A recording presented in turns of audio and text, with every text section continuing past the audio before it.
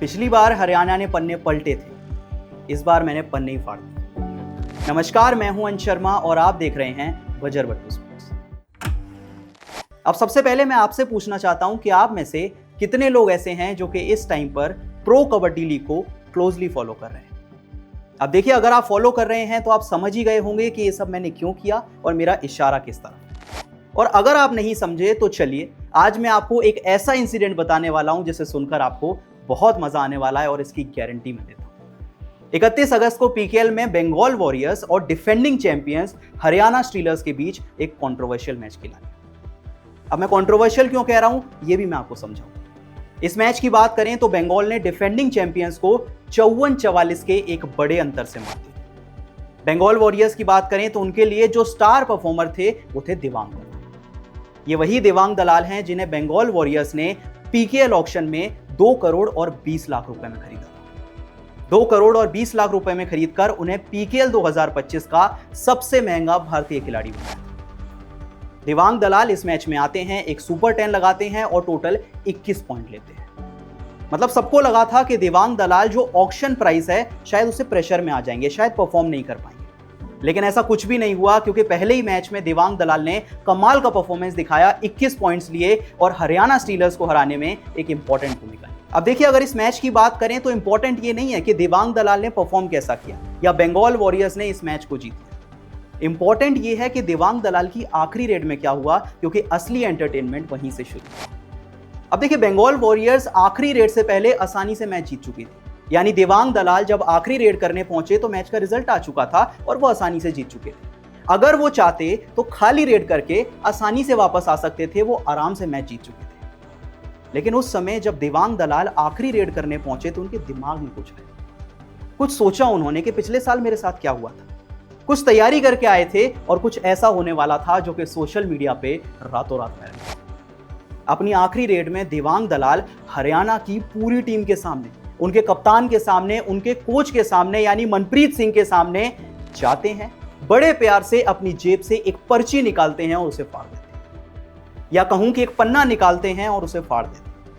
उसके बाद वो हरियाणा टीम की तरफ देखते हैं, अपनी मूंछों को ताव देते हैं और उस पूरी टीम को बता देते हैं कि जो आपने मेरे साथ किया था आज आपके साथ हुआ है। अब देखिए, अगर इस सेलिब्रेशन के पीछे आप इंसिडेंट नहीं जानते या फिर कहानी नहीं जानते तो मैं आपको कहानी सुनाता हूं। अब देखिए, इस कहानी की शुरुआत हुई थी पिछले साल, यानी कि पीकेएल के पिछले सीजन में, जब फाइनल मैच खेला जा रहा था हरियाणा स्टीलर्स और पटना पायरेट्स के बीच।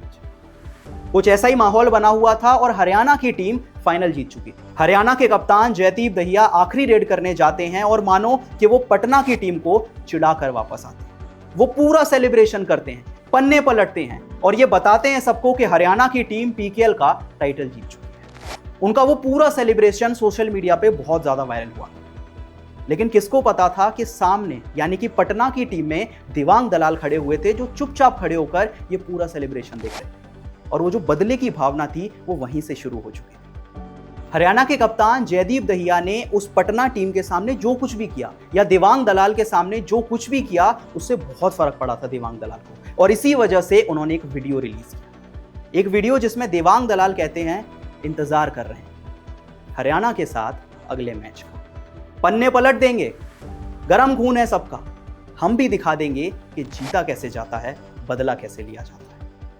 इसके बाद पीकेएल की ऑक्शन होती है और देवांग दलाल को बंगाल वॉरियर्स की टीम 2 करोड़ और 20 लाख में खरीदती है। पीकेएल के सारे रिकॉर्ड्स टूट जाते हैं। पीकेएल 2025 में देवांग दलाल सबसे महंगे भारतीय खिलाड़ी बन जाते हैं। लेकिन वो जो राइवलरी शुरू हुई थी हरियाणा स्टीलर्स के साथ, मनप्रीत सिंह के साथ और जयदीप दहिया के साथ, वो खत्म नहीं होती, वो सिर्फ कंटिन्यू होती। इसके बाद हरियाणा स्टीलर्स के कोच यानी कि मनप्रीत सिंह का एक इंटरव्यू वायरल हुआ।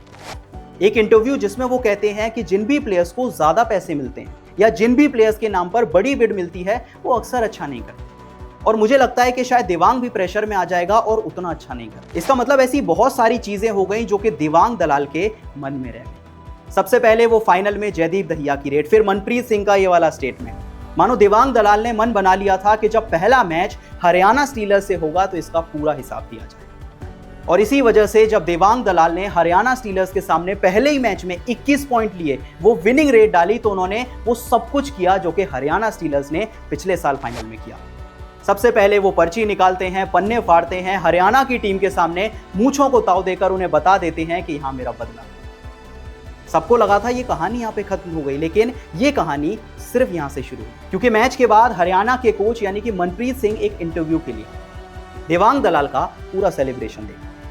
वो कहते हैं कि एक मैच जीतना और ट्रॉफी जीतना बहुत बड़ा फर्क होता है। देवांग अच्छा खेलता है, अच्छा रेडर है, लेकिन बच्चा बाप की रीस करेगा तो बहुत कुछ पाएगा।